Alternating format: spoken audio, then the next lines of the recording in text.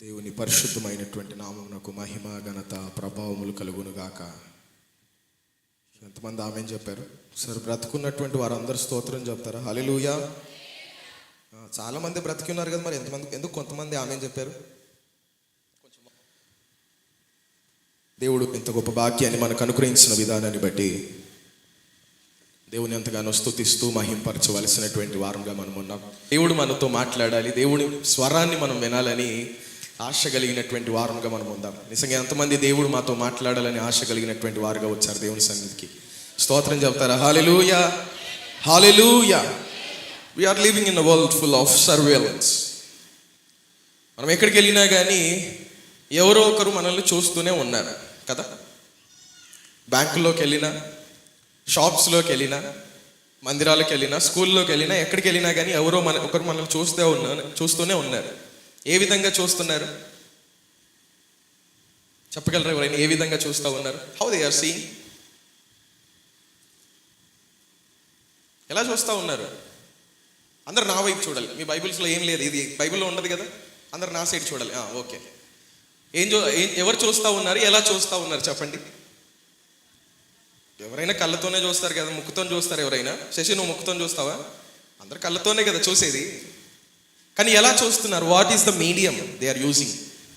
CC camera, CCTV అనేది మనందరికీ తెలుసు. నిజంగా ఎక్కడికి వెళ్ళినా కానీ ఎవరో ఒకరు చూస్తూనే ఉన్నారు మనం ఎక్కడున్నా, ఏం చేసినా, పని చేస్తున్నారా లేదా అని.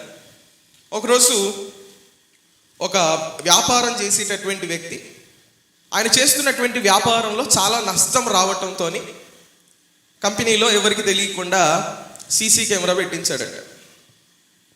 సీసీ కెమెరా పెట్టించినటువంటి సమయంలో నిజంగా ఎవరికి తెలియదు కదా, ఆయనకు మాత్రమే తెలుసు. కొన్ని రోజులు గడిచిపోయిన తర్వాత ఆ వ్యక్తి సీసీ కెమెరాలు ఫిట్ చేశాడు కదా. ఒకరోజు కొంతకాలం అయిన తర్వాత ఆ కెమెరాస్ ఓపెన్ చేసి రికార్డింగ్ అని తీసి చూడటం ప్రారంభించాడంటే ఎవరెవరు బాధ్యతగా పనిచేస్తూ ఉన్నారు, ఎవరెవరు బాధ్యత లేనటువంటి వారుగా ఉన్నారని చెప్పి చూడటం ప్రారంభించాడంట. నిజంగా కొంతమంది దొంగలు బయటపడ్డారంట. ఆయన చూస్తున్నటువంటి సమయంలో కొంతమంది పని చేసే టైంలో రిలాక్స్ అయిపోతూ ఉన్నారు, పని చేసే టైంలో పడుకొని పోతూ ఉన్నారు. కొంతమంది ఫినాన్స్ దగ్గర పనిచేసేవారు అయితే డబ్బును దొంగిలించటము ఆయన చూశాడంట. నిజంగా చూసినప్పుడు నేను ఎంతగా నమ్మినటువంటి నా ఎంప్లాయీస్ ఎవరైతే నాతో పాటు పనిచేస్తున్నటువంటి వారు, నా కింద పనిచేస్తున్నటువంటి వారు ఇలాంటి పనులు చేస్తారు అని చెప్పి ఎంతగానో బాధపడినటువంటి వాడుగా ఉన్నాడంట. ఈరోజు ఇక్కడ కూర్చున్నటువంటి మనం కూడా గుర్తుపెట్టుకోవాలి, God doesn't need any cameras. నిజంగా దేవునికి కెమెరాలు అవసరమా? కావాలా? మనకు కావాలి. నిజంగా మనము ఇప్పుడు మన ఇంటి దగ్గర కూడా, మేము ఉంటున్నటువంటి ఇంటి దగ్గర కూడా సీసీ కెమెరా ఉంది. నిజంగా అప్పుడప్పుడు మేము బయటికి వెళ్ళినప్పుడు దాంట్లో చూస్తూ ఉంటాం, ఎవరు వచ్చారు ఇంటి దగ్గరికి, ఎవరు ఏం చేస్తున్నారని చెప్పి కాస్త సర్వేలెన్స్ చేస్తూ ఉంటాం ఇంటి దగ్గర ఎలా ఉన్నారని. కానీ దేవుడికి కెమెరాలు ఏవైనా అవసరమా చెప్పండి? అవసరం లేదు. చూడండి, మీరందరూ నిజంగా చాలా మంచి వారు చెప్పేస్తున్నారు అవసరం లేదని. సామెతలు 15:3 చూడండి. సామెతలు 15:3 ఎవరైనా చదవండి, మైక్ కలిగినటువంటి వారు త్వరగా తీసి స్పష్టంగా చదవడానికి ప్రయత్నం చేయండి. యెహోవా కన్నులు ప్రతి స్థలం మీద నుండును, చెడ్డవారిని మంచివారు అవి చూచు. యెహోవా కన్నులు ప్రతి స్థలం మీద నుండును. ప్రతి స్థలం మీద అంటే ఇప్పుడు ప్రభు మనల్ని చూస్తున్నాడు అంటారా? చూస్తున్నాడు. నిజంగా మనం తప్పు చేస్తున్నప్పుడు ఆయన చూస్తున్నాడు అంటారా? చూస్తున్నాడు. మనం మంచి చేస్తున్నప్పుడు ఆయన చూస్తున్నాడు అంటారా? చూస్తున్నాడు. కానీ నిజంగా మనం ఎలా ప్రవర్తిస్తూ ఉన్నాం? ప్రభు మనల్ని చూస్తున్నాడన్న భయంతో మనం జీవిస్తూ ఉన్నామా, లేదా నచ్చినట్టుగా జీవిస్తూ ఉన్నామా? నిజంగా చాలాసార్లు మనం నచ్చినట్టుగా ఉంటాం. ఏదైనా షాపింగ్ మాల్కి కానీ, లేదా బ్యాంక్లోకి కానీ, లేదా ఎవరైనా ఇంటి దగ్గర మనం నిలుచున్నాం అనుకోండి, క్యాజువల్గా నార్మల్గా ఉంటాం. కానీ ఎప్పుడైతే మనం కెమెరాను చూస్తామో కొంచెం ఏమంటారు, సర్దుకొని జాగ్రత్తగా ఉంటాం. అరే ఎవరో చూస్తారు, మళ్ళీ నా రెప్యుటేషన్ పోతుంది, నా పేరు పోతుంది, వీళ్ళన్నీ నాకు చూసేస్తున్నారని చెప్పి మనం ఏం చేస్తాం? జాగ్రత్తగా ఉంటాం. మరి ప్రభువు మనల్ని చూస్తున్నప్పుడు అవి చెడ్డవారిని చూస్తూ ఉన్నాయి, మంచివారిని చూస్తూ ఉన్నాయి. ప్రభు చూస్తున్నాడు. ఆయన మనల్ని చూస్తున్నటువంటి సమయంలో మరి మనము ఎందుకు ప్రభువు చూస్తున్నాడు అనేటటువంటి భయము లేనటువంటి వారముగా జీవిస్తూ ఉన్నాము? మరి బోడి సీసీటీవీ కెమెరాలనే, సీసీటీవీలు ముందే మనం జాగ్రత్తగా ఉంటాం. అలాంటిది ప్రభువు ముందు మనం ఎంత జాగ్రత్తగా ఉండాలి కదా. ఆయన కన్నులు ప్రతి స్థలము మీద నుండును. మనం పడుకునేది ఆయన చూస్తున్నాడు, మనం కూర్చునేది ఆయన చూస్తున్నాడు, మనం నిలబడేది ఆయన చూస్తున్నాడు. మనము పబ్లిక్లో ఉన్నప్పుడు ఎలాగ ఉంటున్నాము, ప్రైవేట్గా ఉన్నప్పుడు ఎలాగ ఉంటున్నాము, నలుగురిలో ఉన్నప్పుడు ఎలాగ ఉంటున్నాము, ఎవరు లేనటువంటి సమయంలో వ్యక్తిగతంగా ఎలాగ ఉంటున్నాం అనేది ప్రభు చూస్తున్నాడు. అంతేకాదు మనం ఏం ఆలోచిస్తున్నామో కూడా ఆయనకు తెలుసు కదా. నిజంగా మనుషులైతేనేమో ఏం చేస్తారో మాత్రమే చూస్తారు. ఇప్పుడు మీరు నన్ను చూస్తున్నారు, నేను మైక్ పట్టుకొని మాట్లాడుతూ ఉన్నాను, కానీ లోపల నేను ఏం ఆలోచిస్తున్నానో మీకు తెలుసా? నిజంగా సౌండ్ సరిగ్గా రావట్లేదు, ఇంత వేడిగా ఉందని నేను ఆలోచిస్తున్నాను, మీకు తెలుసా? తెలియదు. కానీ ప్రభువుకు తెలుసు. ప్రభువు ఆయన హృదయాలను కూడా ఎరిగినటువంటి వాడై ఉన్నాడు. ఎందుకంటే ఆయన కన్నులు ప్రతి స్థలం మీద ఉన్నాయి. మనం ఈరోజు వెళ్ళేలోపు, ఈరోజు నైట్ మీరు పడుకుంటే నిద్రలో కలవరిస్తే కూడా ఇదే వాక్యాన్ని కలవరించాలి మీరు. అంతగా మీరు అన్నిసార్లు వింటారనమాట. మీరు అటు నుండి ఇటు ఏమంటారు, తిరిగినప్పుడు పడుకున్నప్పుడు ప్రభు కన్నులు ప్రతి స్థలం మీద నుండునని చెప్పి మీరు చెప్తారు. అలాగా అయిపోవాలి. అలాగా ఈ వాక్యాన్ని మన హృదయంలో మనం పెట్టుకొని ఈరోజు ఇంటికి వెళ్దాం. ఎందుకంటే ఆయన చూస్తున్నాడు అనేటటువంటి భయము మనకు ఉండాలి. ఆయన మంచి వారిని చూస్తూ ఉన్నాడు, చెడ్డ వారిని చూస్తూ ఉన్నాడు. ఈరోజు బహిరంగంగా చేసేటటువంటి తప్పులు మనుషులు చూస్తారు, కానీ నువ్వు రహస్యంగా చేసేది కూడా ప్రభువుకు తెలుసు. రహస్యంగా ఎవరు లేనటువంటి ప్రదేశంలో నువ్వు ఏం చేస్తున్నావో ప్రభువుకు తెలుసు.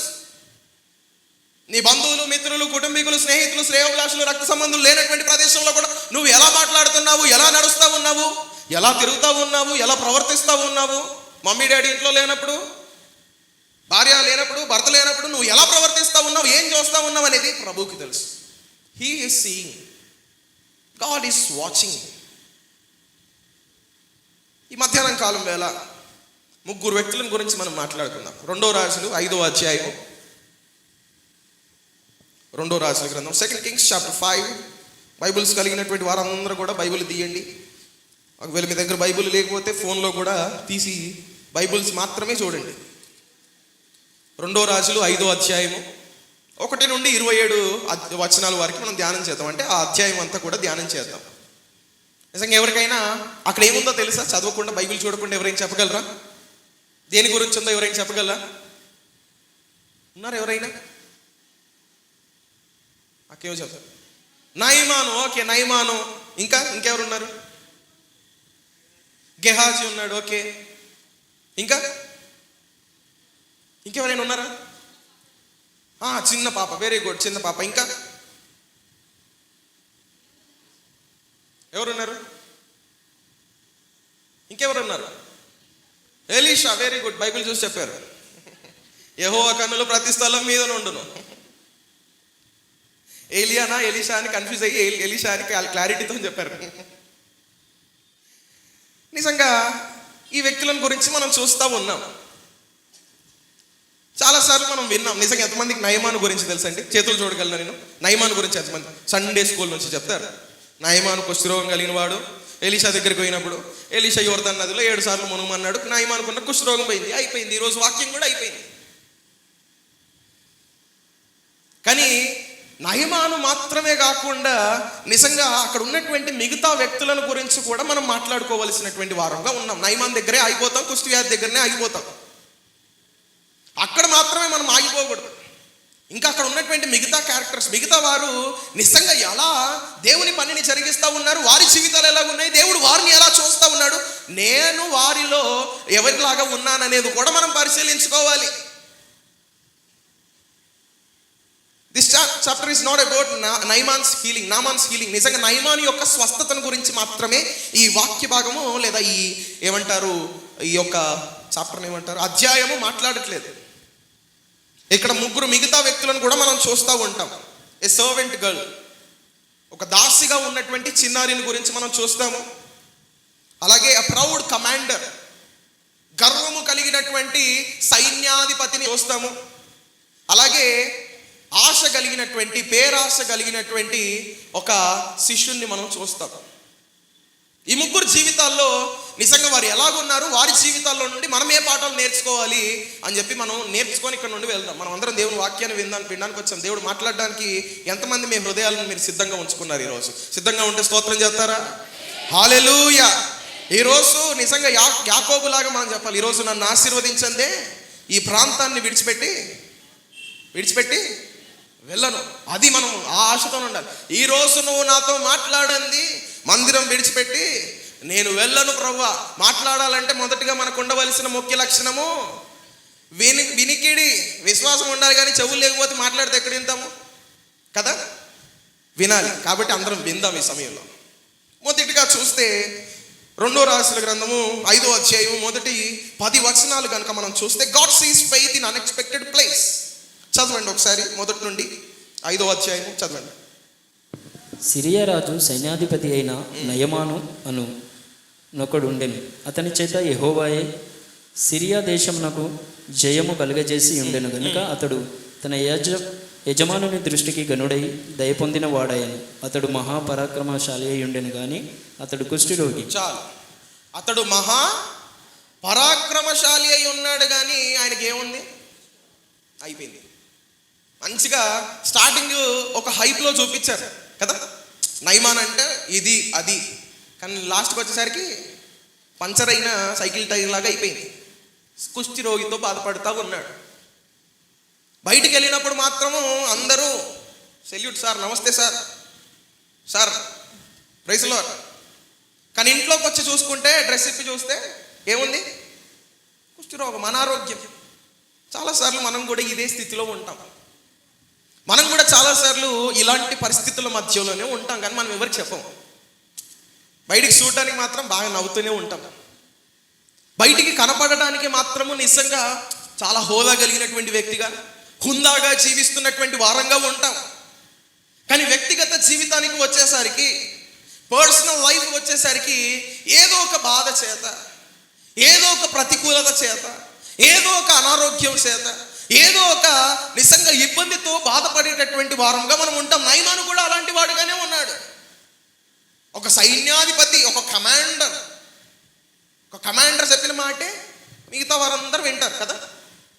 What ever the commander says, rest of the army will obey. నిజంగా బయటికి వెళ్ళి ఆర్మీ అంతా, సైన్యం అంతటి కూడా మీరు కూర్చోండి అంటే కూర్చోవాలి, నిలబడండి అంటే, యుద్ధానికి వెళ్ళండి అంటే వెళ్ళాలి. కానీ ఇంటికి వచ్చి చూసుకుంటే అనారోగ్యం. చాలాసార్లు మనం కూడా బయటికి చూడడానికి సంతోషంగా బాగున్నట్టుగా మనకు అనిపిస్తుంది, కానీ ఎవరికి చెప్పుకోలేనటువంటి బాధలు మనల్ని కూడా కలిచివేసేవిగా ఉంటాయి, మనల్ని కూడా ఇబ్బంది పెట్టేవిగా ఉంటాయి. ఎవరికి చెప్పుకున్నా కానీ అర్థం చేసుకోలేరు.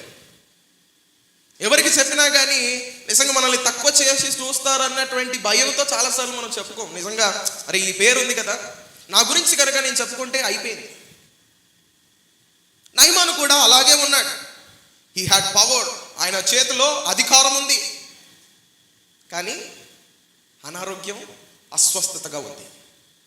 హీ హ్యాడ్ హానర్, ఎక్కడికి వెళ్ళినా కానీ గౌరవించబడేటటువంటి వ్యక్తిగా ఉన్నాడు, కానీ హీ డజంట్ హ్యావ్ హోప్, ఆయనకు నిరీక్షణ లేదు.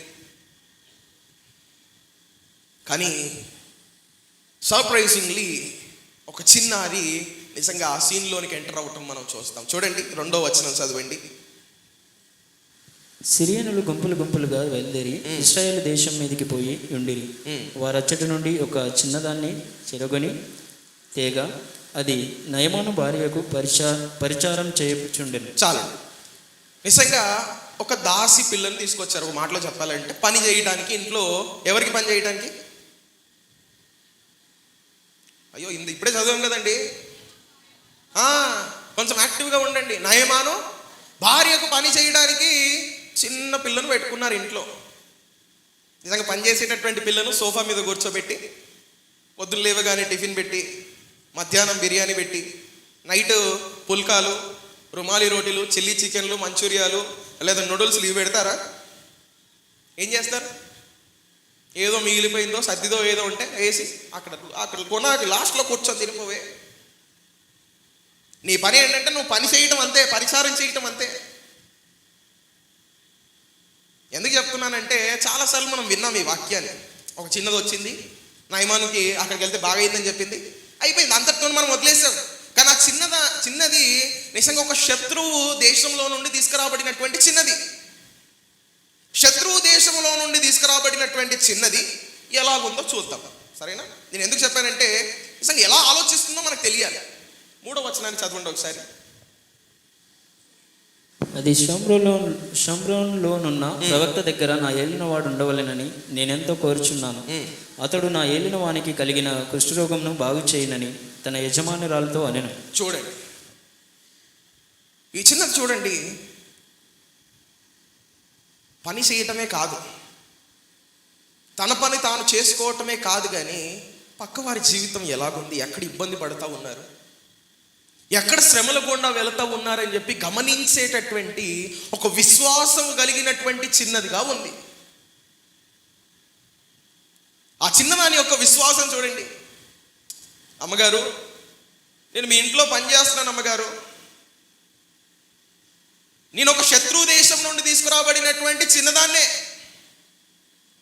నిజంగా శత్రు దేశం నుండి తీసుకురాబడినటువంటి చిన్నదానికి అయ్యగారి యొక్క వీక్నెస్ తెలిసిందనుకోండి, బలహీనత తెలిసిందనుకోండి, ఆ చిన్నది కనుక వెళ్ళి, మీరు అయ్యగారికి సెల్యూట్ కొడుతూ ఉన్నారు కదా, మీరు అయ్యగారిని సన్మానిస్తూ ఉన్నారు, గౌరవిస్తూ ఉన్నారు కదా, ఆయనకున్న రోగం మీకు తెలిసిందనుకోండి, మీరు అసలు దగ్గరకు కూడా రారని చెప్పి చెప్పలేదు ఆ చిన్నది. అలా ఆలోచించిందా? అలాంటి స్థితిలో మనం ఉంటే మాత్రము మనకు ఒకటి తెలిస్తే దానికి ఇంకా 10 యాడ్ చేసి చెప్తాం కదా. కానీ చిన్నది చూడండి. అమ్మగారు, నేను అయ్యగారు, నిజంగా అయ్యగారికి ఉన్నటువంటి కుష్టి వ్యాధిని నేను చూశాను అమ్మగారు, అది నయం కావాలంటే నిజంగా ఒక ప్రవక్త నాకు తెలుసు, ఒక దైవజనుడు నాకు తెలుసు, ఆయన దగ్గర కనుక మీరు తీసుకెళ్లారనుకోండి అయ్యగారు బాగైపోతారు అమ్మగారు. ఏమవుతారంట? అయ్యగారు స్వస్థత పొందుతాడు. అయ్యగారికి ఉన్నటువంటి అనారోగ్యం అలాంటిది కాదు కదా అమ్మాయి గారు, కుష్టి వ్యాధి. నిజంగా పాత నిబంధనలో మీరు చదివితే కుష్టి రోగం కలిగినటువంటి వారు లూకా సువార్తలో కూడా మనం చూస్తాం. 10 మంది కుష్టి రోగులు ఎక్కడ తిరుగుతూ ఉన్నారు? అందరి మధ్యలో ఉన్నారా? ఎక్కడ తిరుగుతూ ఉన్నారు? ఊరి వెలుపల, ఊరి బయట. నిజంగా అది ఒక అంటరాని ఏమంటారు రోగంగా, వ్యాధిగా చూసేటటువంటి వారు. కుష్టి వ్యాధి వచ్చిందంటేనే వారు అపవిత్రత కలిగినటువంటి వారుగా పరిగణించేటటువంటి వారు. కన్న బిడ్డలు, కట్టుకున్న భార్య, భర్త అయినా సరే బయటికి నెంటేయటమే.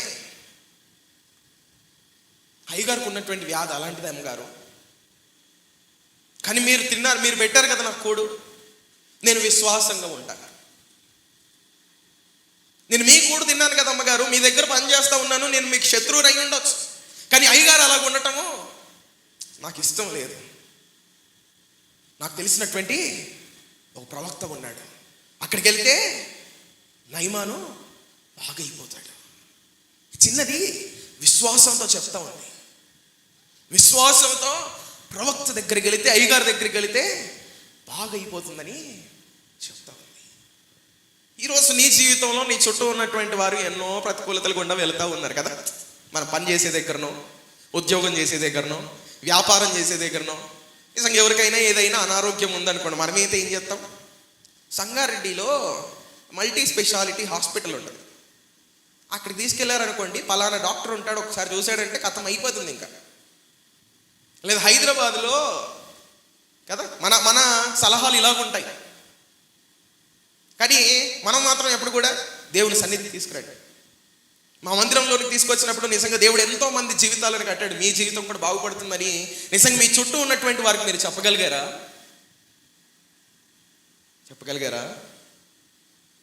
ఉన్నారా లేదా? మన జీవితంలో నిజంగా మన చుట్టూ కూడా అనారోగ్యం కలిగినటువంటి వారు, ఇబ్బంది కలిగినటువంటి వారు, వ్యాధులు కలిగినటువంటి వారు, ప్రతికూలతలు కలిగినటువంటి వారు మన జీవితంలో లేకుండా పోలేరు కదా.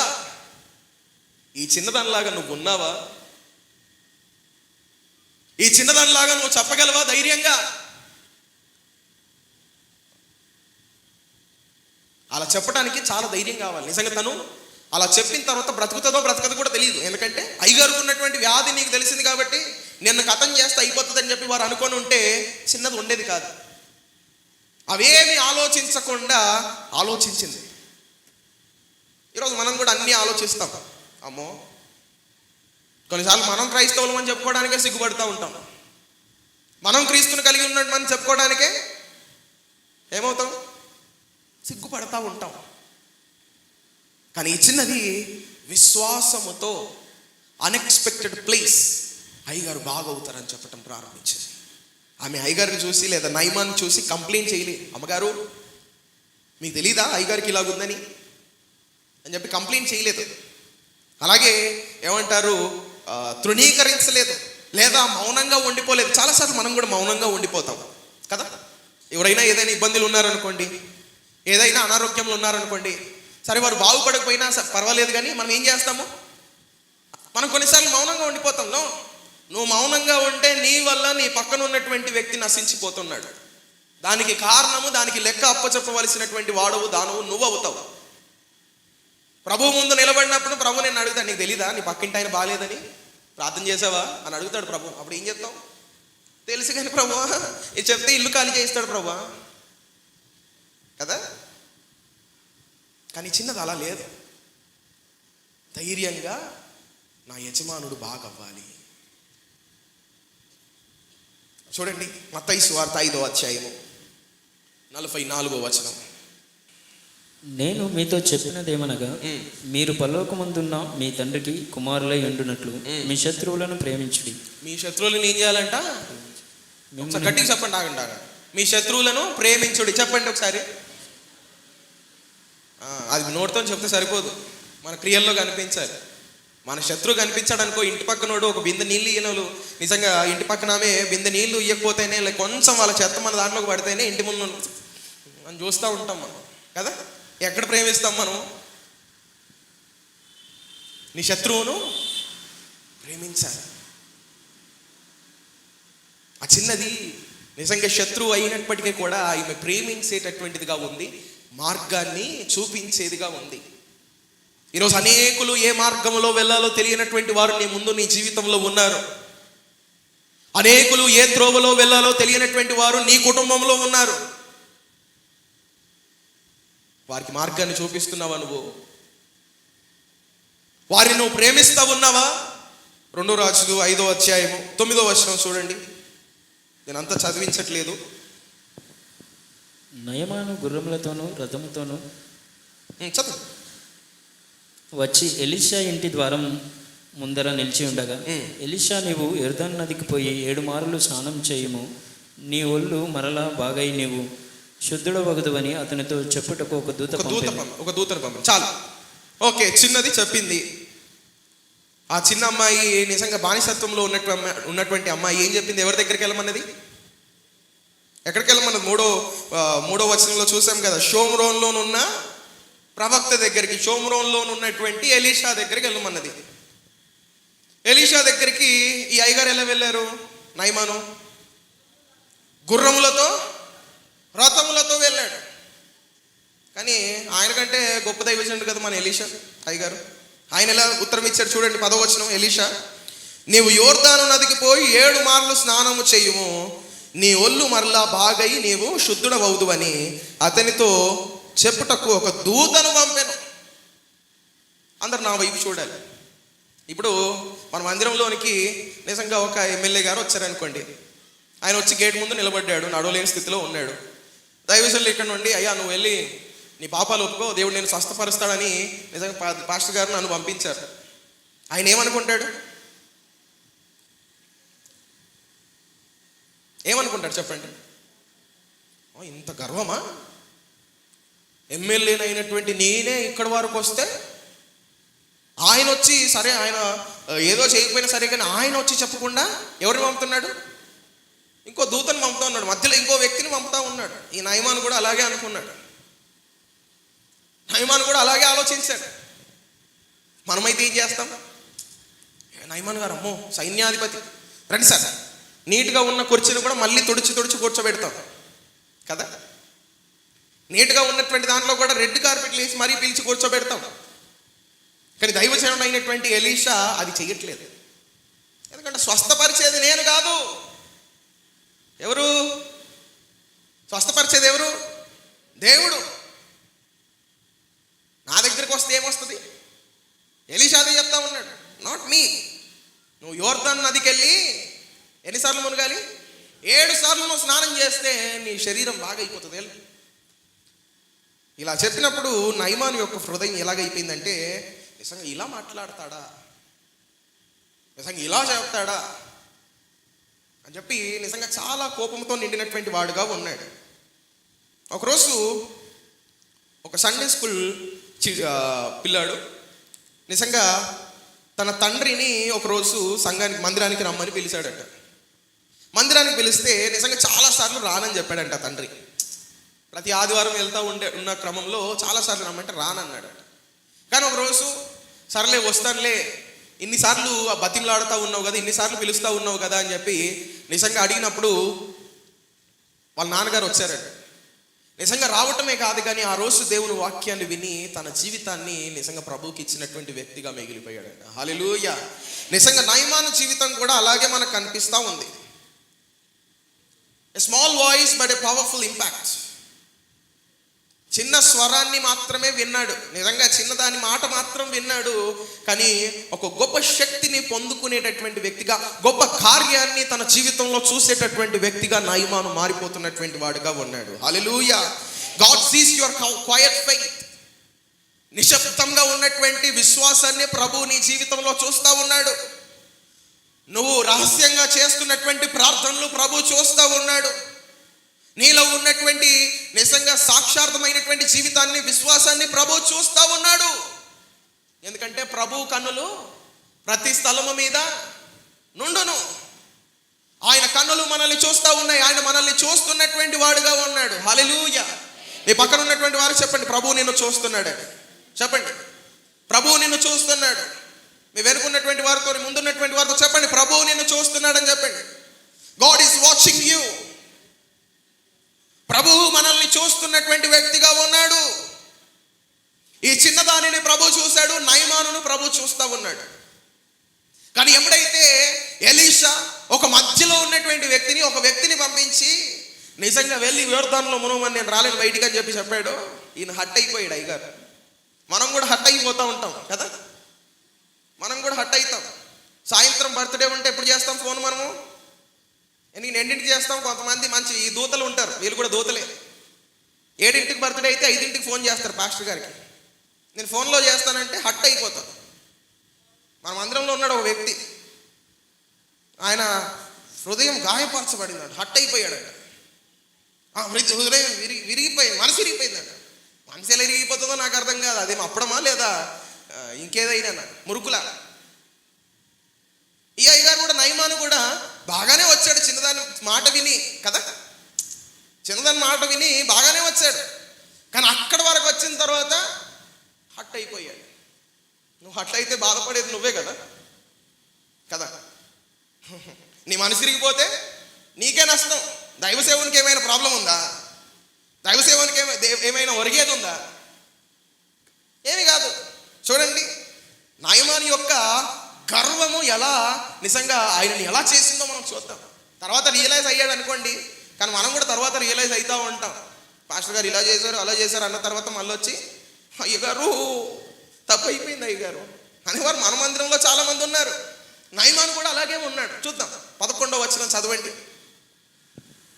అందుకు నయమాను కోపం తెచ్చుకొని తిరిగిపోయి ఇట్లా నేను, అతడు నా యొద్దకు వచ్చి నిలిచి తన దేవుడైన యెహోవా నామమును బట్టి తన చెయ్యి రోగముగా ఉన్న స్థలం మీద ఆడించి కుష్ఠరోగమును మాన్పుమని. ఏ ఆలోచనతో వచ్చాడు నయమాను?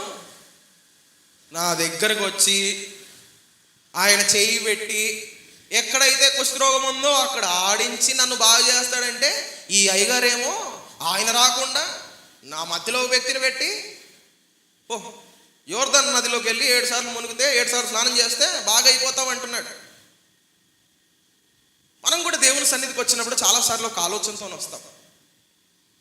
దేవుడు నా జీవితాన్ని ఇలాగే బాగు చేయాలి, దేవుడు నా కుటుంబాన్ని ఇలాగే కట్టాలి, దేవుడు నా భర్తని ఇలాగే మార్చాలి, నా భార్యని ఇలాగే మార్చాలి, నా పిల్లల్ని ఇలాగే మార్చాలి, నాకున్నటువంటి సమస్యలు ఇలాగే తీసివేయాలని మనం ఒక ఆలోచనతో వస్తాం. నీకున్నటువంటి బోడే ఆలోచనలతో దేవుడు కార్యం చేయడు. మనకుండే బోడే ఆలోచనలే కదా, చిన్న చిన్న ఆలోచనలు. ప్రభువుకు ఉండేటటువంటి ఆలోచనలు బహు గొప్పవి. ఆయన గొప్ప కార్యాలు చేయాలనుకుంటాడు, కానీ మనమేమో అక్కడే ఆగిపోతాం. పాస్టర్ గారు రాలేదు, నన్ను ముట్టలేదు, నాకు ప్రార్థన చేయలేదు. ఆయన ఏమయ్యాడు చూడండి, 11వ వచనం చూస్తే, అందుకు నయమాను కోపము తెచ్చుకొని, ఎవరిపైన నీ కోపము? ఎవరిపైన? ఎవరిపైన చెప్పాలి? అందరు చెప్పాలి, అందరు నా వైపు చూడాలి. ఎవరిపైన ఆయన కోపము? ఎలీషా పైన. చాలాసార్లు సంఘాల్లో విశ్వాసులు దైవజనుల పైన కోపపడతా ఉంటారు. ఎందుకు కదా? ఏ ప్రయోజనం? ఎవరికైనా ప్రయోజనమా? ఎలీషా చెప్పింది చెయ్యకపోతే నష్టపోయేది ఎవరు? నయమానే. అదే కుష్ఠవ్యాధితో ఉంటాడు. ఇప్పుడు కవర్ చేసుకుంటున్నాడు లోపల ఉన్నటువంటి కుష్ఠవ్యాధిని. ఏదో ఒక రోజు కాళ్ళు చేతులకు వస్తుంది, కనిపించినప్పుడు వాళ్ళ భార్యనే అన్ని బయటికి పడేస్తుంది.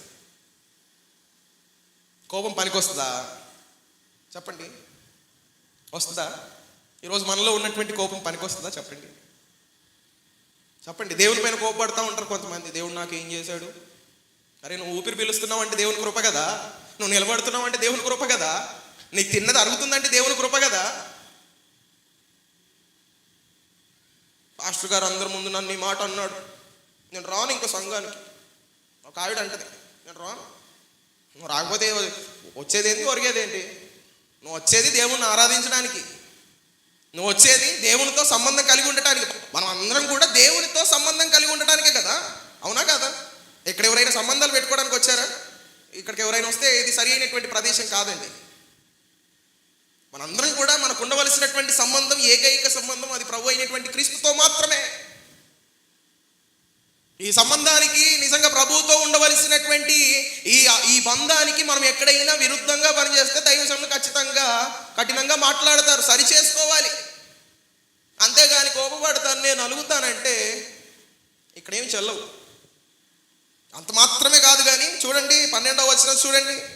కోపపడటం మాత్రమే కాదు కానీ ఇంకోటి కూడా యాడ్ అయింది అక్కడ. దమస్కు నదులైన అబానాయాను పరపరను ఇశ్రాయేలు దేశంలోని నదులన్నిటికంటే శ్రేష్టమైనవి కావా? వాటిలో స్నానం చేసి శుద్ధి నొందలేనా అని అనుకొని రౌద్రుడై తిరిగి వెళ్ళిపోయాడు. ఏమయ్యాడంట? రౌద్రుడు. ఫస్ట్ ఏమో కోపం చూపించాడు, ఇప్పుడు వచ్చేస్తుంది ఇంకా శ్రేష్టమైనటువంటి నదులు ఉన్నాయి కదా, ఈ చెత్త నదిలో, కంపు నదిలో ఏం అవసరం అండి? నేను ఒక సైన్యాధిపతిని, నన్ను ఈ నదిలో మునమంటాడు ఆయన. మొదటిది, నా దగ్గరికి రాలేడు, మధ్యలో వ్యక్తిని పంపించాడు. నీకు పని జరగడం ఇంపార్టెంట్, మధ్యలో వ్యక్తి వచ్చాడా కదా, అవునా కదా? నీకు పని జరగడం ఇంపార్టెంట్, నువ్వు స్వస్థత పడటం ఇంపార్టెంట్, నువ్వు దానికి వచ్చావు. మధ్యలో వ్యక్తి వచ్చి నేను మాట్లాడాడా, లేదా నదిలో ఏ నదిలోకి వెళ్ళాడా, ఇది కాదు ఇంపార్టెంట్. మందిరంలో కూర్చున్నటువంటి మీరు కూడా మీ పని ఏంటో దానిని నిర్వర్తించండి. మనం దేవుని ఆరాధించడానికి వస్తున్నాం, ఆరాధన చేసుకుందాం, వెళ్ళిపోదాం. అనవసరమైనవి ఇక్కడ చేయాలని చూస్తే నష్టపోయేది మనమే. అనవసరమైన విషయాల్లో తలదూర్చాలి అని చెప్పి మందిరంలో మనం అనుకుంటే నష్టపోయేది ఎవరు? మనమే. నయమానే నష్టపోతున్నాడు. దేవుని యొక్క ప్రణాళిక కొన్నిసార్లు కష్టంగా ఉంటుంది ప్రియులారా. దేవుని యొక్క ఆలోచనలు నువ్వు అనుకునే విధంగా ఉండవు. దేవుడు నిన్ను కష్టమైనటువంటి పరిస్థితుల గుండా తీసుకెళ్తాడు. యోర్దాను నది అనేది సైన్యాధిపతి అయినటువంటి ఆయనకు కష్టతరమైనటువంటి పనే. ఎందుకంటే ఆయన బాత్ టబ్లలో, షవర్ల కింద స్నానం చేసేటటువంటి వ్యక్తి. కానీ దేవుడు ఆయన జీవితంలో కార్యం చేయాలంటే ఆయన విధేయత చూపించాలంతే. ఆ స్థితిలో నువ్వు నేను ఉంటే ఏం మాట్లాడుతుండేనో కదా. ఇప్పుడు పటంచేరులో మనం ఉన్నామండి, ఓ మాటకి పటంచేరులో మనం ఉన్నాము. దైవజనుడు వచ్చి మూసీ నదిలో మునగమన్నాడు. ఎంతమంది మునగడానికి ఇష్టపడతారు? స్నానం చేయడానికి ఎంతమంది ఇష్టపడతారు? మీ చేతిని చూపించండి. అమ్మో, ఒక్కరు కూడా లేరు. మనం మునగటానికి ఇష్టపడం కానీ సలహాలు ఇస్తూ ఉంటాం. పక్కనే మాంజిరా నది ఉంది కదా కదా, అది దానికంటే ఇది కొంచెం నీట్గా ఉంటాయి నీళ్ళు. నయమాన్ కూడా అదే చేస్తూ ఉన్నాడు. యోర్దాను నదిలో మునగటం ఏంటి? మా దగ్గర శ్రేష్టమైన నదులు ఉన్నాయి కదా, దాంట్లో నేను స్నానం చేసి బాగవుతాను కదా. ఈ కంపెనీలలో దేవుని ప్రణాళిక అంతే ఉంటుంది. దేవుడు నీ జీవితంలో కార్యం చేయాలంటే నీలో విధేయతను చూస్తాడు. హల్లెలూయా. నువ్వు విధేయతను చూపించడానికి ఇష్టపడవు కానీ నీ జీవితంలో కార్యాలు కావాలా? దేవుడు చెప్పిన మాటను చేయడానికి నువ్వు ఇష్టపడవు కానీ నీకున్నటువంటి అనారోగ్యాలు తొలగిపోవాలా? దేవుడు వెళ్ళమన్నటువంటి ప్రదేశానికి నువ్వు వెళ్ళవు కానీ నీకున్నటువంటి అప్పులు తొలగిపోవాలి. పైపెచ్చు మనం సలహాలు ఇస్తూ ఉంటాం, ఉచిత సలహాలు. అక్కడ కాకుండా ఇక్కడైతే కొంచెం నీట్గా ఉంటుంది. అరే బాబు, నువ్వు నీట్గా ఉండటానికి కాదు దేవుడు చేసింది, నువ్వు స్వస్థత పొందాలి, అది ఇంపార్టెంట్. దానిపైన దృష్టి ఉంచవలసినటువంటి వారంగా ఉన్నాం. నయమాన్ ఏమయ్యాడు? మొదటగా కోపం తెచ్చుకున్నాడు, తర్వాత రౌద్రుడయ్యాడు. మనం రౌద్రులమైనప్పుడు మన చేతిలో ఏముంటుంది అంతే. ఇంకా కొంతమంది ఉంటారు ఇళ్లల్లో, వాళ్ళు ఎందుకు కోప్పడతారో అర్థం కాదు, ఎందుకు రౌద్రులు అవుతారో అర్థం కాదు. తినే కంచం ఉంటే వెళ్ళి గోడ పడుతుంది, చేతిలో ఫోన్ ఉంటే వెళ్ళి గోడ. ఎందుకు? నయమాను యొక్క కోపం పనిచేస్తుంది అక్కడ. నీకున్నటువంటి కోపము, నీకున్నటువంటి రౌద్రము పనిచేయదు. ఈరోజు నీ జీవితంలో దేవుని కార్యాలు జరగకుండా ఏవైనా అడ్డుగోడలను నువ్వు పెట్టుకుంటున్నావేమో, వాటిని తొలగించినప్పుడే ప్రభు నీ జీవితంలో కార్యాలు జరిగిస్తాడు. నమ్మితే స్తోత్రం చెప్పండి. ఈరోజు నీ జీవితంలో కోపం అనేటటువంటి అడ్డుగోడ ఉందేమో, త్రాగుడు అనేటటువంటి అడ్డుగోడ ఉందేమో, వ్యభిచారం అనేటటువంటి అడ్డుగోడ ఉందేమో, రౌద్రం అనేటటువంటి అడ్డుగోడను పెట్టుకున్నావేమో. దేవుడు నీకు ఆల్రెడీ చెప్పాడు, నువ్వు ఎక్కడికి వెళ్తే బాగవుతావో కూడా ప్రభు నీకు చెప్పాడు. చెప్పినాక కూడా నువ్వు మధ్యలో కొన్ని పెడుతున్నావు చూడు, అవి తొలగిస్తే ప్రభు కార్యం చేస్తాడు. నమ్మితే స్తోత్రం చెప్పండి. వాటిని తొలగించుకుందాం, ఈరోజు వాటిని తీసేసుకుందాం. ప్రభు మాట ఇచ్చాడంటే ఆ మాట ప్రకారంగా మనం పోతాం అంతే. దైవజనుడు ఏదైనా మాట చెప్పాడనుకో అది చేద్దాం, అంతేగాని ఇక్కడ వింటారు కొంతమంది ఉంటారు. పాస్టర్ గారు చెప్పినప్పుడు ఓకే పాస్టర్, బయటికి వెళ్ళగానే గేట్ దాటుతారో లేదో వాళ్ళ ఆలోచనలు వచ్చేస్తాయి. ఇంకా అమ్మో వీరి యాక్టింగ్ చూడలేము. నిజంగా నేను చిన్నప్పటి నుంచి చూస్తున్నాను కదా, నాకు అనిపిస్తుంది ఎందుకు why is this acting. Pastor గారు ఇక్కడ చెప్పినప్పుడు మాత్రం ఓకే పాస్టర్ గారు, ఏం తెలియనట్టుగా. గేటు దాటగానే శ్రేష్టమైన నదులు గుర్తొస్తాయి మనకి, బయటికి రాలేదేంటి పాస్టర్ గారు అనేది గుర్తొస్తుంది. అది కాదు, నువ్వు ఎందుకు వచ్చావు ఇక్కడికి? ప్రభువుని ఆరాధించడానికి, బాగుపడటానికి, స్వస్థత పొందడానికి, నీ జీవితంలో దేవుని కార్యాలు చూడడానికి, దానిపైన దృష్టి ఉంచు నువ్వు. అంతేగాని అయ్యగారు రాలేదు, ఒక దూతను పంపాడు, ఏం పనికిరాదు. కోపం వస్తుంది, రౌద్రం వస్తుంది, అంతే. స్వస్థత రాదు. నీ జీవితంలో స్వస్థత రావాలంటే ప్రభు కార్యాలు నువ్వు చూడకుండా చేసేవి ఏవి నీ జీవితంలో ఉన్న వాటిని తొలగించుకో. ఈరోజే ప్రభు పాదాలు పట్టుకొని తొలగించుకో, తీసివేయి ప్రభువా అని అడుగు. ప్రభు నిన్ను స్వస్థపరుస్తాడు. హల్లెలూయా. ప్రభు నీ జీవితంలో కార్యం చేస్తాడు. నయమాను కూడా ఆయన ప్రైడ్తో ఉన్నాడు, గర్వముతో ఉన్నాడు. నేను ఒక సేనాధిపతిని, కమాండర్ని, నేను వస్తే అయ్యగారు బయటికి రాడా, నేను వస్తే అయ్యగారు ఆ నీళ్ళల్లోకి వెళ్ళమంటాడా అనుకున్నాడు. అవదు. అయ్యగారు ఏది చెప్పినా కానీ నీ మంచికే. దైవజనుడు నయమాను బాగుపడటానికి మాత్రమే చెప్పాడు. ఈ సంఘంలో ఉన్నటువంటి అయ్యగారులమైనటువంటి మేమైనా కానీ మేము చెప్పేది అదే కదండి. ఎవరు నాశనం అవ్వడానికి ఎవరని చెప్పం కదా, మీరు బాగుపడడానికి మేము చెప్తాము. కానీ మనం ఏం చేస్తాం, అప్పుడే బాగుపడితే బాగుండదు కదా. మనకి కొంచెం కష్టాల గుండా వెళ్ళి అన్నీ కోల్పోయిన తర్వాత, నిజంగా ఉన్న డబ్బులు, ఆస్తులు, అంతస్తులు, ఆరోగ్యం అంతా క్షీణించిపోయిన తర్వాత అప్పుడు అయ్యగారు దగ్గర, అయ్యగారు మీరు చెప్పారు కదా మేము వెళ్ళలేదు అయ్యగారు, మీరు ఆ రోజే చెప్పినప్పుడు వినుంటే ఈరోజు ఈ గతి పట్టేది కాదు అయ్యగారు. ఏం ఉపయోగం అండి? దానివల్ల ఏమైనా ఉపయోగం ఉందా? ప్రభు నీతో మాట్లాడినప్పుడు ఆ క్షణమే ప్రభు కార్యం జరగకుండా ఉన్న ప్రతి దారిని తీసి పక్కన పెట్టు. ఈరోజు ప్రభు నీతోనే మాట్లాడుతుంది. ఇది నాకు కాదని నువ్వు అనుకోవటానికి వీల్లేదు. ప్రభు నీ జీవితంలో ఎలా కార్యం చేయాలో కూడా నీకు చెప్పాడు. ఆయన చెప్పాడు. నయమానికి చెప్పాడా లేదా? నయమానికి చెప్పాడా లేదా? ఎక్కడికి వెళ్ళమన్నాడు? యోర్దానికి వెళ్ళమన్నాడు. కానీ నయమాను సిద్ధంగా లేడు. దేవుడు నీ జీవితంలో నీకున్నటువంటి పరిస్థితుల నుండి బయటికి నువ్వు ఎలా రావాలో ప్రభువు నీకు ఆల్రెడీ చెప్పాడు. నువ్వు విధేయతను చూపించట్లేదు అంతే. ఈ రోజు నువ్వు విధేయతను చూపించు, ప్రభువు నీ జీవితాన్ని మార్చబోతున్నాడు. నమ్మితే స్తోత్రం చెప్పండి. ప్రభు నీ జీవితాన్ని ఈ రోజు నువ్వు చూపించేటటువంటి విధేయత వల్ల ఆయన నీ జీవితంలో ఒక అమోఘమైనటువంటి కార్యాన్ని చేయబోతున్నాడు. హల్లెలూయా, హల్లెలూయా. చూడండి, నయమాను 14వ వచనం చదవండి. అతడు పోయి దైవజనుడు చెప్పినట్లు యోర్దాను నదిలో 7 మార్లు మునగగా. 13వ వచనం చదవండి. 13. అయితే అతని దాసులలో ఒకడు వచ్చి తిరిగి వెళ్ళిపోతావు అన్నాడు. యోర్దాను వద్దని వెళ్ళిపోతున్నటువంటి సమయంలో ఒక దాసుడు ఎంటర్ అయ్యాడు. ఇప్పుడు చూడండి, నాయన ఆ ప్రవక్త ఏదైనా ఒక గొప్ప కార్యం చేయమని నియమించిన ఎడల నీవు చేయకుందువా? చాలండి ఒక్కసారి. నిజంగా అయ్యగారు మీరు వెళ్ళారు, బాగానే ఉంది, నిజంగా వెళ్ళినప్పుడు అదే ప్రవక్త కనుక, అదే దైవజనుడు కనుక ఏదైనా గొప్ప పని చేయమన్నాడు అనుకోండి, ఖచ్చితంగా చేసేవారు కదా మీరు కదా. ఒక 1000 మందికి బట్టలు ఇవ్వమన్నాడు అనుకోండి, ఏం చేసేవాడు? ముందాగా కాలర్ ఎత్తుకొని మరి నాకున్నటువంటి అనారోగ్యం నుండి పోవడానికి నేను బట్టలు ఇస్తున్నానని చెప్పి ఇచ్చేవాడు కదా, ఖచ్చితంగా. కానీ ఆయన చేయమన్నటువంటి పనిని నిజంగా ఆయన తిరస్కరించాడు. కానీ ఒక దాసుడు వచ్చి చెప్తా ఉన్నాడండి.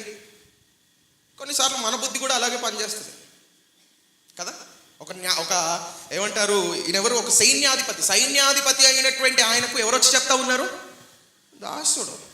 కొన్నిసార్లు మన బుర్ర కూడా పనిచేయదు. మన ఇంట్లో ఉన్నటువంటి చిన్న పిల్లలు వచ్చి చెప్తారు, డాడీ నువ్వు అబద్ధం ఆడొద్దు, డాడీ, మమ్మీ నువ్వు అలా మాట్లాడొద్దు మమ్మీ. ఎందుకు? మన బుద్ధి పనిచేస్తలేదు కాబట్టి వాళ్ళు వచ్చి మాట్లాడతారు. ఇక్కడ కూడా అదే జరుగుతుంది. సైన్యాధిపతి బుర్ర పని చేయలేదు. ఆయన బుర్ర కనుక సరిగ్గా పనిచేసి ఉంటే ఆ దాసుడు వచ్చి దాసునితో చెప్పించుకునేటటువంటి స్థాయిలో ఉండేవాడా? మనం కూడా చాలాసార్లు అలాగే ఉంటాం ప్రియులారా. ఎవరో చిన్న పిల్లలు వచ్చి మనం చెప్పాల్సినటువంటి స్థాయిలో ఉన్నటువంటి వారు వచ్చి మనకు చెప్తారు కొన్నిసార్లు. ఎందుకని? There is a problem here. ఎక్కడ ప్రాబ్లం ఉంది? ఏమని? దైవజనుడు బయటికి రాలేదు, యోర్దాను నదికి వెళ్ళమన్నాడు. ప్రాబ్లం నీకు పెట్టుకొని స్వస్థత నీకే కావాలి, ప్రాబ్లం నీకే ఉంది, ఇక ఎక్కడి నుండి కార్యం జరుగుతుంది చెప్పండి కదా. ప్రాబ్లం ఎవరికి ఉంది? నయమానికే. స్వస్థత ఎవరికి కావాలి? నయమానికే. మాటకు విధేయతను ఎవరు చూపించట్లేదు? నయమాను. ఈరోజు సంఘంలో ఉన్నటువంటి వారికి ప్రాబ్లం ఎవరికి? విశ్వాసులకి. స్వస్థత ఎవరికి కావాలి? మాట ఎవరు వినరు? ప్రాబ్లం ఎవరి దగ్గర? మళ్ళీ వచ్చి పడేది ఎవరి దగ్గర పడతారు? మళ్ళీ పాస్టర్ గారు ప్రార్థన చేయట్లేదు. ప్రాబ్లం నీ దగ్గర పెట్టుకొని, సొల్యూషన్ నీ దగ్గర పెట్టుకొని, నిజంగా సమాధానం కూడా నీ దగ్గర పెట్టుకొని పాస్టర్ల మీద పడేడిస్తే ఏం వస్తుంది చెప్పండి?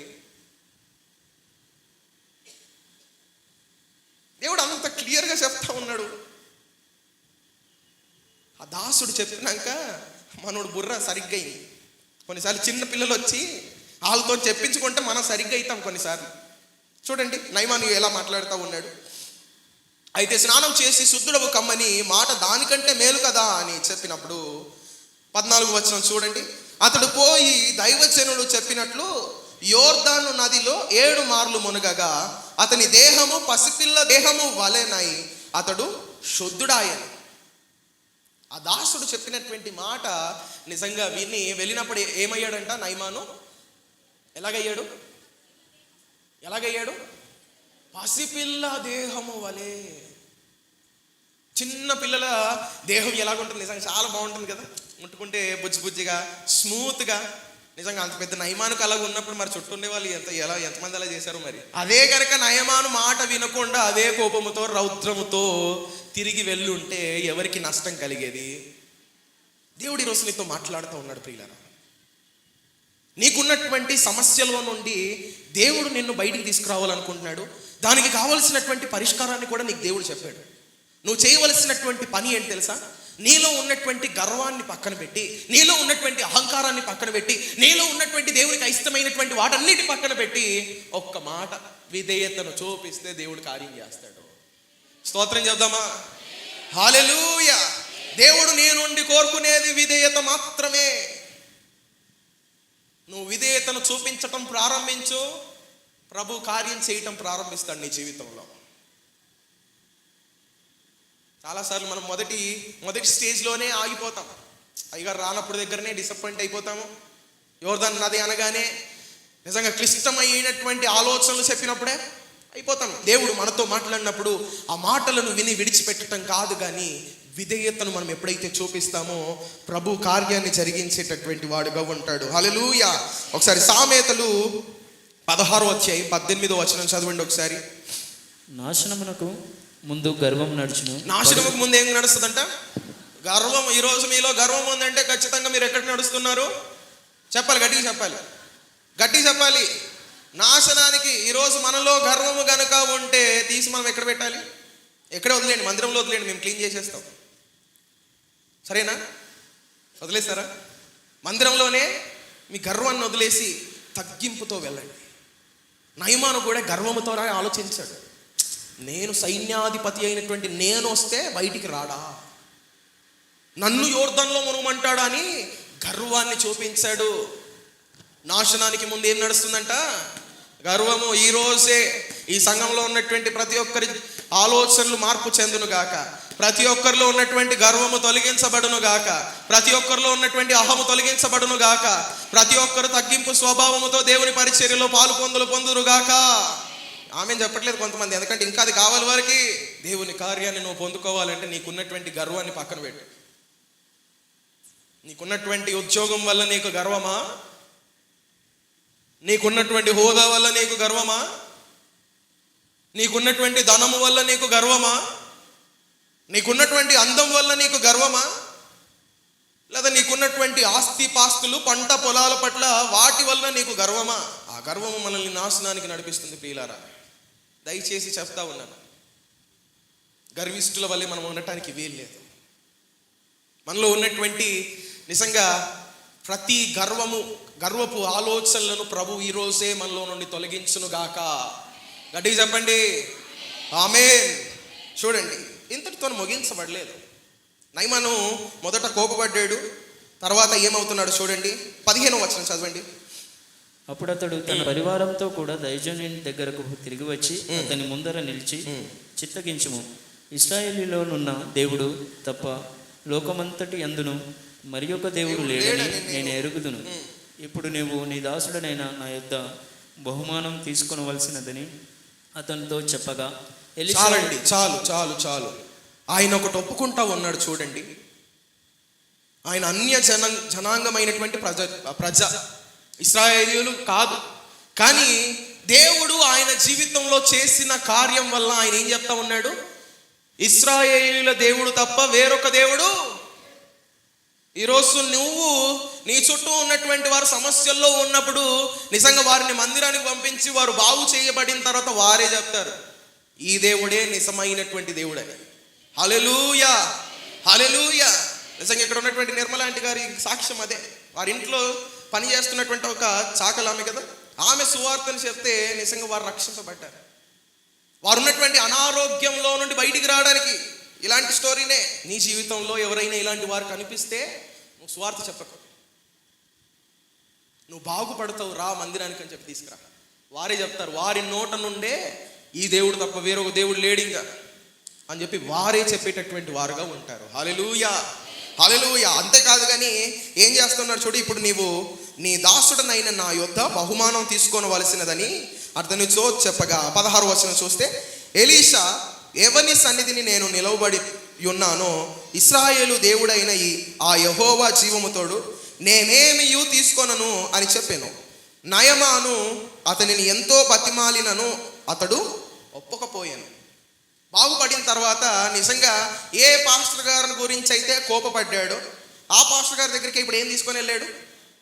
అక్కడంతా మనం వివరాలు చూస్తాం, ఏమేమి తెచ్చాడని చెప్పి మీరు అధ్యాయం చదివితే మీకు తెలుస్తుంది. నిజంగా బహుమానం తెచ్చిన తర్వాత ఎలీషా ఏమన్నాడు? హ్యాపీగా తీసుకెళ్ళి బీరువాలో పెట్టుకున్నాడు కదా. అవసరంలే, నువ్వు ఇస్తే నేను పోషించబడతానా ఏంటి? దేవుడు నేను స్వస్థపరిచాడు, వెళ్ళు అంతే. అంతేగాని బహుమానాలు ఇవన్నీ అక్కర్లేదు. చాలాసార్లు విశ్వాసులు పాస్టర్ గారులను ఇలానే కొందాం అనుకుంటా ఉంటారు, కానుకలు చూపించి బహుమానాలు అని చెప్పి. ఇక్కడ పడేవారు ఎవరు లేరు, ఎవరికి అవసరం లేదు. నీ బోడి బహుమానాలు అవసరం లేదు. దేవుడు ఇచ్చేటటువంటి బహుమానము ఏమంటారు, వాట్ వి కాల్ శ్రేష్టమైనటువంటి బహుమానం మా కొరకు దాచి ఉంది. మేము దానికోసం పనిచేస్తూ ఉన్నాము. We need that. మీరు బాగుపడి వెళ్ళండి అంతే, మీరు స్వస్థత పొంది వెళ్ళండి అంతే. నీ బహుమానం వద్దు, ఏమొద్దు. చూడండి, త్వరగా కంప్లీట్ చేద్దాం. గెహాజీ గురించి కూడా మనం కంప్లీట్ చేయాలి. 18వ వచనం చూడండి. నా యజమానుడు మొక్కుటకు రిమ్మోను గుడిలో చొచ్చి నా చేతి మీద అనుకున్నప్పుడు నేను రిమ్మోను గుడిలో నమస్కారం చేసిన ఎడల రిమ్మోను గుడిలో నేను నమస్కారం చేసిన సంగతిని గురించి యెహోవా నీ దాసుడనైనా నన్ను క్షమించుగాక అని నయమాను చెప్పగా, ఎలీషా నెమ్మది కలిగి పొమ్మని అతనికి సెలవిచ్చెను. అతడు ఎలీషా యొద్ద నుండి వెళ్ళి కొంత దూరము సాగిపోయాను. ఓకే, పాస్టర్ గారి దగ్గరికి వచ్చి బహుమానం ఇవ్వాలనుకున్నాడు కానీ నాకు వద్దు అని చెప్పాడు. కోపము, రౌద్రం ఇవన్నీ పక్కన పెట్టి నువ్వు ఎలాగెళ్ళు, నెమ్మది కలిగి వెళ్ళు. ఓకే, నెమ్మది కలిగి నయమాను స్టార్ట్ అయ్యాడు రిటర్న్ వెళ్ళటం. రిటర్న్ వెళుతున్నటువంటి సమయంలో ఇవంతా ఎందుకు చెప్తున్నానంటే, యెహోవా కన్నులు ప్రతి స్థలమందు నుండును, చెడ్డవారినవి చూస్తూ ఉన్నాయి, మంచి వారిని చూస్తూ ఉన్నాయి. నయమాను గర్వముతో నిండినటువంటి వాడుగా ఉన్నాడు, కానీ తర్వాత తగ్గింపు కలిగినటువంటి వాడుగా స్వస్థత పొందాడు. బహుమానం ఇస్తే ఎలీషా దగ్గరికి వచ్చి, అవసరం లేదు, అనవసరం, నువ్వు బాగుపడ్డావు, అది చాలు, నాకు నీ బోడి బహుమానాలు ఎవరికి కావాలి, దేవుడు ఇస్తాడు అంతే, నువ్వు నా గురించి ఆలోచిస్తున్నావు, దైవజనుల గురించి మీరు ఆలోచించకండి. ఈ సంఘంలో ఉన్నటువంటి మీరు కూడా అయ్యగారు ఏం తింటారో, పెట్రోల్కి ఏందో, లేదు బట్టలకి ఏందో అవసరం లేదు. దేవుడు మమ్మల్ని పిలిచాడు, దేవుడు మా కొరకు కాకులను కూడా సిద్ధం చేసి పెట్టాడు, కాకులు వచ్చి ఆహారం పెడితే దాని గురించి మీరు ఆలోచించడానికి వీల్లేదు, నెమ్మదిగా నువ్వు వెళ్ళు నానా పంపించాడు. ఇప్పుడు ఒక ముఖ్యమైన వ్యక్తి వచ్చాడు చూడండి, 2 రాజులు 5వ అధ్యాయము 20వ వచనం. అంతటా దైవజనుడైన ఎలీషాకు సేవకుడగు గెహాజీ సిరియనుడైన ఈ నయమానును తీసుకొని వచ్చిన వాటిని అంగీకరించుటకు నా యజమానునికి మనసు లేకపోయాను, కానీ యెహోవా జీవముతోడు నేను పరిగెత్తుకొని పోయి అతన్ని కలుసుకొని అతని యొద్ద ఏదైనా తీసుకొని అనుకుని. చాలండి, నా యజమానుడు దానిని తీసుకోలేదు, కానీ యజమానుని దగ్గర ఈ గెహాజీ ఏం చేస్తాడంట, సేవకుడు దైవజనం దగ్గర ఉండి పరిచారం చేస్తున్నటువంటి వ్యక్తి, దేవుని మందిరాన్ని సిద్ధం చేస్తున్నటువంటి వ్యక్తి.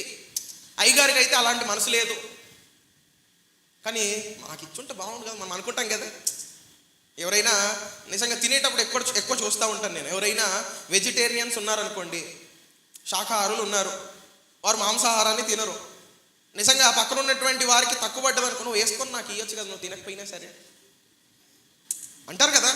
నిజంగా కుటుంబంగా ఎవరైనా ఇంటికి వెళ్ళారు, వారు ఇచ్చేది నిజంగా పిల్లల మధ్య ఎక్కువ చూస్తూ ఉంటాం. వారికి ఇష్టం లేదా, అన్న నువ్వు తీసుకొని నాకు ఇయ్య, అన్న అక్క నువ్వు తీసుకొని నాకు నువ్వు తిన. గెహాజీ కూడా అదే చేస్తూ ఉన్నాడు, మీకు అర్థం అవటానికి నేను చెప్పాను. గెహాజీ కూడా అలాగే ఆలోచిస్తూ ఉన్నాడు. యజమానుని కొద్దైతే నిజంగా నేనేదైనా పొందుకుంటానని చెప్పి ఎక్కడికి పరిగెత్తుతున్నాడు, నాయమాను దగ్గరికి స్టార్ట్ అయిపోయాడు. చాలాసార్లు మనం కూడా అలాగే పరిగెత్తుతాం ప్రియులారా. సేవకుడుగా ఉన్నటువంటి గెహాజీ పని ఏంటి, దేవుని పని చేయటం, దేవుని పనిలో ఉండటం. విశ్వాసులమైనటువంటి మన పని ఏంటి, విశ్వాసంగా ఉంటే చాలు పాస్టర్ గారు కదా. గెహాజీలాగా మనం కూడా పరిగెత్తుతూ ఉంటాము. ధనాపేక్ష కలిగినటువంటి వాడుగా ఉన్నాడు గెహాజీ. చూడండి, త్వరగా నేను ముగిస్తాను. 21వ వచనాన్ని చూడండి. నయమానును కలుసుకున్నట్టుకు పోచుండగా నయమాను తన వెనుక నుండి పరుగున వచ్చుచున్న వానిని చూచి తన రథం మీద నుండి దిగి వానిని ఎదుర్కొని క్షేమమా అని అడిగాను. అతడు క్షేమమే అని చెప్పి చాలు. చూడండి 22వ వచనం అందరూ చూడండి. నా యజమానుడు నా చేత వర్తమానము పంపి ప్రవక్తల శిష్యులలో 2 యవనులు ఎఫ్రాయిము మన్యము అనే నుండి వారి నా యొద్దకు ఇప్పుడే వచ్చింది గనుక నీవు వారి కొరకు 2 మనుగులు వెండియు 2 దుస్తుల బట్టలను దయచేయమని సెలవిచ్చుచున్నాడు నేను. ఎలీషా చెప్పాడా ఇవన్నీ? చెప్పాడా? చెప్పండి, ఎలీషా చెప్పాడా ఇలా చేయమని? మొదటి మాటలోనే అయిపోయింది మనోడి పని. నా యజమానుడు నా చేత వర్తమానము. ఏం చేస్తున్నాడు గెహాజీ? అబద్ధం ఆడుతూ ఉన్నాడు. యెహోవా కన్నులు ప్రతి స్థలం మీద నుండును, చూస్తూ ఉన్నాడు గెహాజీని ప్రభువు. ఏరా నా దైవచండేమో ఏమొద్దు, నువ్వు స్వస్థత పొందావు, నెమ్మదిగా వెళ్ళిపోమని చెప్పాడు. నువ్వు వెనకాల వెళ్ళి యజమానుడు నన్ను పంపాడని అబద్ధం ఆడతావా? సంఘంలో ఇలాంటి వారు ఉండకపోరు. వారి మాటలు వినకండి ప్రియులారా. మీ వెనక పడతా ఉంటారు, పాస్టర్ గారు ఇలా తెమ్మన్నారు, అది చేయమన్నారు, ఇది చేయమన్నారు. ఎవరి మాట వినకండి, అర్థమైందా? ఇవన్నీ కూడా అనవసరమైనటువంటి మాటలు. ఈ గెహాజీ లాంటి వాళ్ళు మన సంఘంలో చాలా ఉన్నారు. ఎవరు మాట్లాడినా వినకండి. దైవసేనుడు ఏదైనా చెప్తే మీకు చెప్తాడు డైరెక్ట్గా, అది గుర్తుపెట్టుకో. దైవసేనుడు ఏదైనా మీతో మాట్లాడితే మీతో మాట్లాడతాడు, ఇంకో వ్యక్తి ద్వారా మాట్లాడాడు, అది గుర్తుపెట్టుకోండి. ఎలీషా కావాల్స్తే ఎలీషా అడిగేవాడు, కానీ ఇక్కడ అబద్ధం ఆడుతూ ఉన్నాడు గెహాజీ. చూడండి గెహాజీ పరిస్థితి ఏమైందో, నేను దానికోసం మాట్లాడుతూ ఉన్నాను. గెహాజీ ఏమైపోయాడో చూడండి. 23వ వచనం చూస్తే, అందుకు నయమాను నీకు అనుకూలమైతే రెట్టింపు వెండి తీసుకోమని బతిమాలి 2 సంచులలో 4 మనుగులు వెండి కట్టి 2 దుస్తుల బట్టలను ఇచ్చి తన పని వారిలో 2 మీద వాటిని వేయగా వారు గెహాజీ ముందర చేసేదే పెద్ద దొంగ పని. మళ్ళీ ఈడికి ఇద్దరు పనులు కావాలంట మొయ్యటానికి. ఇద్దరు పనులు కావాలి. నిజంగా మనం ఎక్కడికి ఆగిపోతామంటే నయమానుని దేవుడు స్వస్థపరిచాడు అక్కడికి ఆగిపోతాం అంతే. మన సండే స్కూల్ స్టోరీలన్నీ కూడా అక్కడికే అయిపోతాయి. ఈ గెహాజీ అన్న చాలా మంచోడు, అసలు ఆయన గురించి చదివితే మంచోడే. కానీ ఏ ఆశ కలిగిందంట? సంఘంలో ఉన్నటువంటి మనకు కూడా కలుగుతుంది. ఏ ఆశ? పరిగెత్తుకొని పోతాం, హుసేన్ బోల్ట్లు అయిపోతాము, పీటీ ఉషాలు అయిపోతాం. ఇంకా నయమాను 2 మనుగులు అడిగితే ఎన్ని ఇచ్చాడు? 4 ఇచ్చాడు. అంతేకాదు కానీ గెహాజీ చేత మోయించట్లేదు. ఎందుకంటే దేవుని సేవకుని దగ్గర పనిచేసేటటువంటి వ్యక్తి, అమ్మో గౌరవం ఇవ్వాలి. చూడండి మనోడి ఆలోచన ఎలాగుంది చూడండి, ఎక్కడి వరకు తీసుకొచ్చాడు వారిని. 24వ వచనం చూడండి. మెట్ల దగ్గరకు వారు రాగానే వారి యొద్ద నుండి గెహాజీ వాటిని తీసుకొని ఇంటిలో దాచి వారికి సెలవీయగా వారు వెళ్ళిపోయారు. ఒకవేళ గెహాజీ చేసేది కరెక్ట్ అయితే ఎవరైతే మోసుకొని వచ్చారో వారి చేతనే ఇంట్లో దించిపిస్తారు కదా, వాళ్ళే ఇంట్లో వెళ్ళి పెట్టాలి. కానీ ఎక్కడికి రాగానే తీసుకున్నాడు గెహాజీ? మెట్ల దగ్గరికి రాగానే నానా ఇంకా చాలు, thank you so much, praise Lord, God bless you, ప్రియులారా గాడ్ బ్లెస్ యూ, దేవుడికి మంది దీవించగా గెలపట్టి తీసుకున్నాడు, దాచిపెట్టేశాడు. గెహాజీ లాగా మనం ఉండటానికి వీల్లేదు ప్రియులారా. దేవుడు నిన్ను తగిన సమయంలో దీవిస్తాడు. దేవుడు తగిన మార్గంలో నిన్ను హెచ్చిస్తాడు. పక్క త్రోవల్లో నుండి నువ్వు హెచ్చించబడాలంటే కింద చదువుదాం ఏమయ్యాడో గెహాజీ. ఆ గతి మనకు మందిరంలో కూర్చుని ఎవరికి కూడా పట్టడానికి వీల్లేదు. 25వ వచనం చూడండి. అతడు లోపలికి పోయి తన యజమానుని ముందర నిలవగా ఎలీషా వానిని చూచి, గెహాజీ నీవెచ్చటి నుండి వచ్చితివని అడిగినందుకు వాడు, నీ దాసుడనైన నేను ఎచ్చటికి పోలేదని. మళ్ళీ ఇంకొక అబద్ధం. ఒక్కసారి నువ్వు పాపంలో పడ్డావు అనుకో, దాంట్లో నుండి నువ్వు బయటికి రాలేవు. ఇంకా మళ్ళీ దాంట్లోనే ఇంకా అబద్ధం ఆడాడు, మళ్ళీ అబద్ధం ఆడుతూ ఉన్నాడు. ఎక్కడి నుండి వచ్చావు నువ్వు అంటే, ఎక్కడికి పోలే, ఎక్కడనే ఉన్నాను. పాస్టర్ గారు మనల్ని కూడా అడుగుతాడు, అమ్మ పలానా రోజు నువ్వు ఎక్కడ ఉన్నావు, ఏం చేసావు అంటే, పాస్టర్ గారు ఏం లేదు పాస్టర్ గారు, ఇక్కడే ఉన్నాను పాస్టర్ గారు. ఫోన్ చేస్తే ఎత్తలేవేమన్నా, ఫోన్ స్విచ్ ఆఫ్ అయింది పాస్టర్ గారు, వినపడలేదు. అది రింగ్ అయితానే ఉంటుంది, అయ్యగారు చూస్తూనే ఉంటాడు, చెవులు గింగురుమనేలాగా వినపడతానే ఉంటుంది, అయ్యగారు గేమ్ ఆడుతూ ఉంటాడు, కానీ ఫోన్ మాత్రం ఎత్తడు. మళ్ళీ అడిగితే పాస్టర్ గారు ఫోన్ పగిలిపోయింది పాస్టర్ గారు, సాకులు చెప్తా ఉంటాం గెహాజీ లాగా. ఇక్కడే ఉన్నాను నేను అంటే దైవజనుడు ఏమంటున్నాడు చూడండి, దైవజనుడు ఏమంటున్నాడు చూడండి. అంతటి ఎలీషా 26వ వచనం.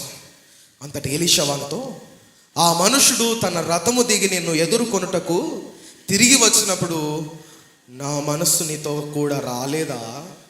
ఎంత పెద్ద మాట అండి. నయమాను రథం దిగి నీ దగ్గరకు వచ్చాడు చూడు, నువ్వు ఒక్కరినే ఉన్నావు అనుకుంటున్నావు కదా గెహాజీ, నా మనసు కూడా నీతో పాటే ఉంది. నా మనసు నీతో పాటే ఉంది, నాకు తెలియదు అనుకుంటున్నావా గెహాజీ? ఈ బోడి డబ్బుకు నువ్వు ఎందుకు అంత కకృతి పడ్డావు? దేవుణ్ణి అడిగితే నీకు దానికంటే అధికమైనటువంటిది ఇచ్చేవాడు కదా. ఈ బోడి దానికోసం ఎందుకు నువ్వు తప్పుడు త్రోవల్లో నడిచావు గెహాజీ? నాకు తెలియదు అనుకుంటున్నావు కదా. నా మనస్సు నీతో వచ్చింది. యెహోవా కనులు ప్రతి స్థలములో నుండును. మనుషులు నువ్వు చేసేటటువంటి తప్పిదాలు, పాపాలు, నువ్వు నడిచే మార్గాలు చూడకపోవచ్చు, ప్రభు చూస్తున్నాడు. జాగ్రత్త, ప్రభు చూస్తా ఉన్నాడు. అనుకుంటారు మీరు కూడా, పాస్టర్ గారికి నా గురించి ఏం తెలియదు, వెళ్ళిపోయి ప్రైజ్లాడు చెప్పి ప్రార్థన చేసుకుంటే అయిపోతుంది అనుకుంటూ ఉంటాం. అన్నీ తెలుసు, అయినప్పటికీ ప్రార్థన చేస్తూ ఉంటాం, బాధపడుతూ ఉంటాం. అయ్యో వీరి కోసం ఇంత ప్రార్థన చేస్తే ఇలాగున్నారు. నువ్వు నిలబడే విధానాన్ని చూసే చెప్పొచ్చు, రాత్రి తాగావా పొద్దున్న తాగావా. నువ్వు మాట్లాడే విధానాన్ని బట్టే చెప్పొచ్చు, నీకున్నటువంటి స్నేహితులు ఎలాంటి వారని. నువ్వు నడిచే విధానాన్ని బట్టే చెప్పొచ్చు ఎక్కడికి నడుస్తూ ఉన్నావు నువ్వు అనేది. కానీ ఏం చేస్తాం? ప్రార్థన చేస్తాం అంతే. ప్రభువా ఏదో ఒక రోజు వీరిని మార్చకపోతావా అని చెప్పి ప్రార్థన మాత్రం చేస్తాం కదా. కానీ ఎలీషా మాత్రం అలాంటి వాడు కాదు. ఆయన మహారోషం కలిగినటువంటి వాడు, అభిషేకం కలిగినటువంటి వాడు. మనం కృపాకాలంలో ఉన్నాం, కానీ చూడండి ఏమైందో గెహాజీకి.